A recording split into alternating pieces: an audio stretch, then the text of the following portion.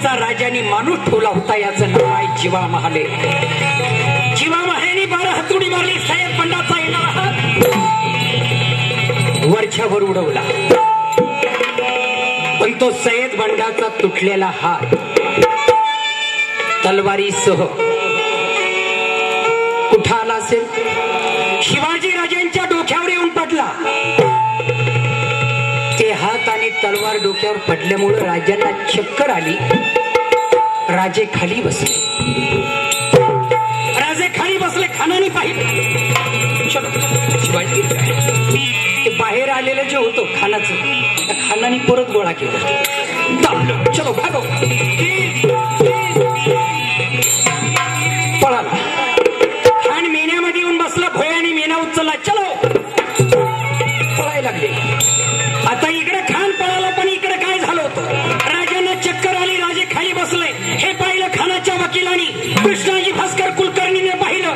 त्याने विचार केला, शिवाजीला मारण्याची हीच वेळ आहे. ज्ञान असणारी तलवार काढली.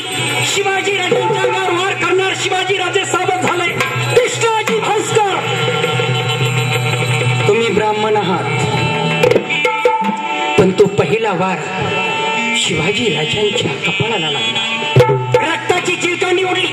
परत कृष्णाजी भास्कर शिवाजी राजांच्या अंगावर वार करणार. शिवाजी राजे सावध झाले आणि शिवाजी राजांनी कृष्णाजी भास्कर कुलकर्णीचे 3 तुकडे करून टाकले. कृष्णाजी भास्कर मारला गेला. आता इकडे हे झालं. एक माणूस जागा झाला. धिप्पाडच्या धिप्पाड.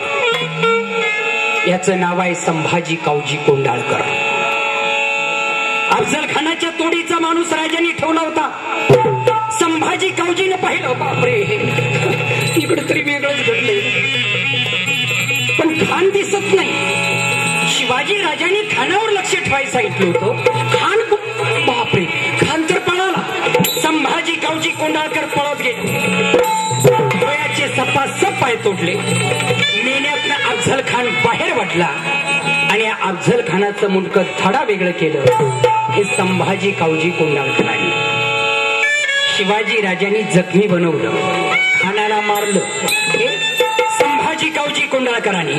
कर्जत खान आलेला, कर्जत खान आलेला मारीन शिवाजीला, पण त्याची कबर प्रतापगडाच्या पायथ्याला. शाहिरांनी साज चढविला. आज राहिलं शिवचरित्राला. देशमुख गुरु लाभला. जालना जिल्हा मंठा तालुक्याला. मुक्कामी वझर सरकटीला. शाहीरचा दोघात पोवाड्याला.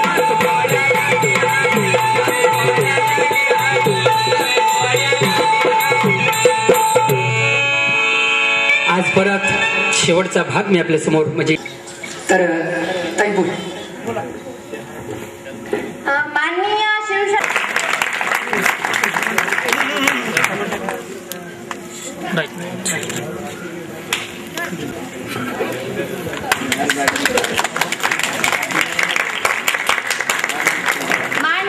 माननीय श्री तुळशीराम आणि मी या शिवशाहीरांचं खरंच शिवशाहीर नसून महाशिवशाहीर असं जाहीर करते.